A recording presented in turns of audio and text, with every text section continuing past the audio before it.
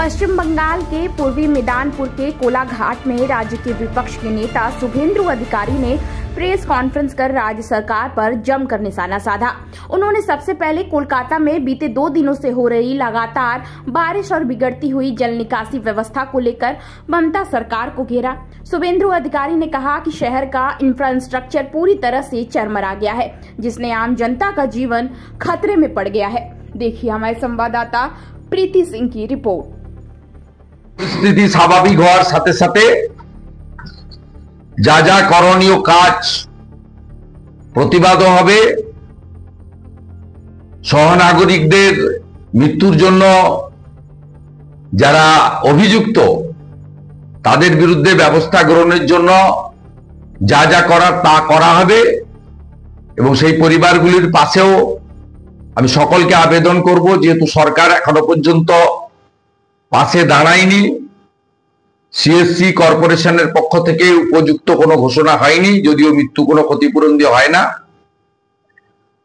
আমি দাবি করব শুধু মমতা ব্যানার্জির ওই রিড অ্যান্ড রাইটের 10,000 টাকার কন্ট্রাকচুয়াল চাকরি নয়, প্রত্যেকটি ক্ষতিগ্রস্ত পরিবারকে ক্লার্কের চাকরি দিতে হবে গ্রুপ সি, এবং 1 কোটি টাকা করে ক্ষতিপূরণ কলকাতা রাজ্য সরকারকে, 1 কোটি টাকা করে ক্ষতিপূরণ সিএসসি কে এবং 1 কোটি টাকা করে ক্ষতিপূরণ কলকাতা কর্পোরেশনের লোন ফান্ড থেকে দিতে হবে।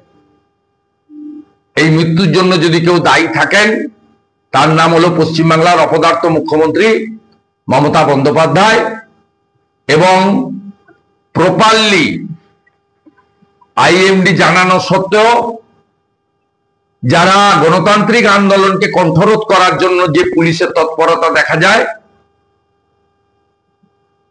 তাদের উদ্যোগে, কর্পোরেশনের উদ্যোগে এবং ডিজাস্টার ম্যানেজমেন্টের যারা যারা আছেন তাদের উদ্যোগে কিছু না দেখানো, মানে সতর্কতা না নেওয়ার ফলে আজকে এতগুলো 10 জন সহনাগরিককে আমাদের কলকাতার মতো শহরে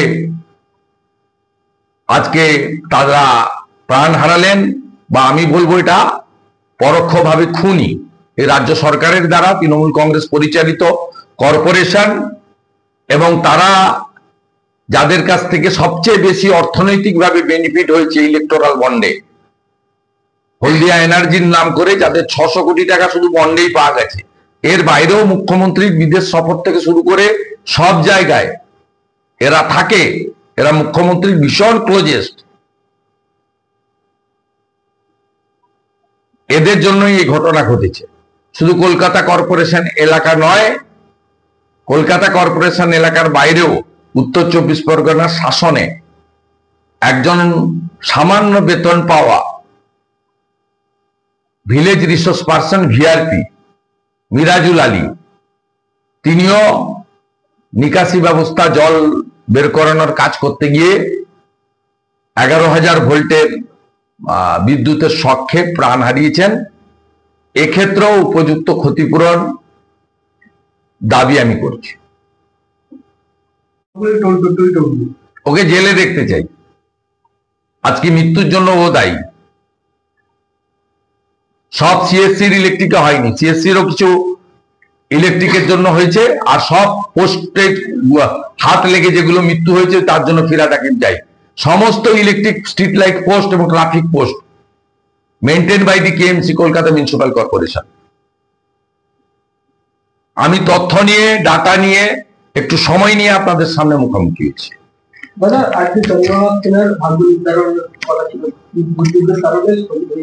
সে আমি বলবো না, কোর্ট যখন বলার বলবে। আমরা চাই এইসব লোককে হেফাজতে নিয়েই জিজ্ঞাসাবাদ করা উচিত, কারণ উনি যে টাকা তুলেছেন কার নির্দেশে তুলেছেন?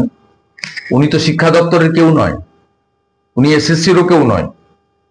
তা উনি টাকাটা তুলেছেন কেন, চাকরি দিয়েছেন কি করে? ওনার মাথায় কার হাত আছে? ভাইপোর হাত না পিসির হাত না কেষ্টমন্ডলের হাত? এটা তো জানতে চায় পাবলিক। অতএব ওকে হেফাজতে না নিলে উনি কেন বলবেন এ কথা? শিক্ষক তারা অভিযোগ করছে যে কলকাতাতে দুর্যোগ হয়েছে, উত্তরবঙ্গ দক্ষিণবঙ্গের ছাত্রছাত্রীদের জন্য কেন? আমি আগেই তার উত্তর দিয়েছি। আপনার বাড়ি আপনি যদি বিবাহিত হয়ে থাকেন, আপনার যদি ছেলে মেয়ে থাকে বা ভাইপো ভাইজি থেকে থাকে, এইভাবে ছুটি কেউ চায় না, না ছাত্রছাত্রীরা না গার্ডিয়ানরা।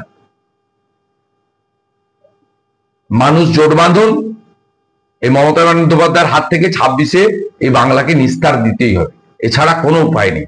আর মা দুর্গা, সনাতন ধর্ম কত শক্তিশালী, পিতৃপক্ষে হিজাব করে পুজো উদ্বোধন, তার ফল ভোগ করতে হচ্ছে।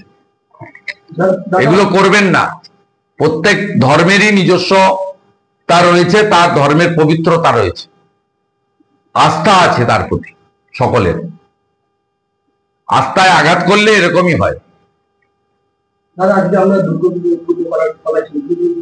আজকে আমাদের অনেকগুলো কাজ ছিল। আমার বেঙ্গল ফাইলস ছিল, ন্যাশনাল মিউজিয়ামে আমাদের বিধায়কদের নিয়ে দেখার কথা ছিল, কসবা এবং কাকুরাগাছিতে দুটো পুজো উদ্বোধনও ছিল।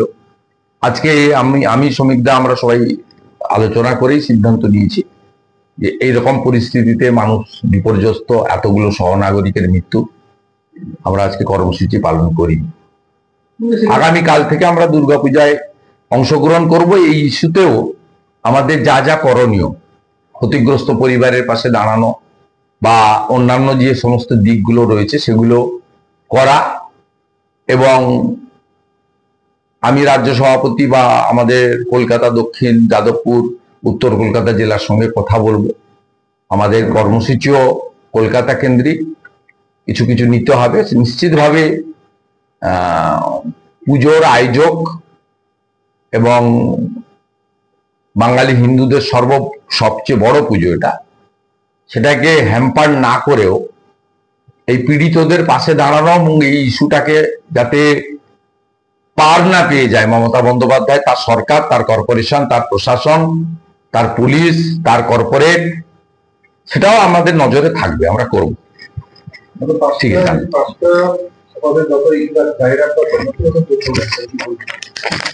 আমি ওখানে গিয়ে বলে এসেছি তো,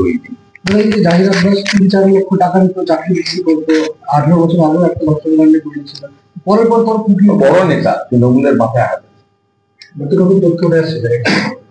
আসবেই তো, কদিন পরে জামিনও পেয়ে যাবে। আপনি নবদ্বীপে দেখলেন না, খুন করে দিল 4 জন, পালিয়ে গেল। কালকে আমরা বড় মিছিল, ডেপুটেশন, বিক্ষোভের পরে একদিন ওই মিছিলের জন্য ধরেনি, ওই যে বলেছে ওর দিদি সাথী যাবে পুলিশ ইনঅ্যাকশনের মামলা করতে, এই ভয়ে করছে। জলেশ্বর আর আমার নাম, জলেশ্বর তোকে চেনে, এই জেলায় ছিল, ভীষণ দুর্নীতিগ্রস্ত, চরিত্রহীন।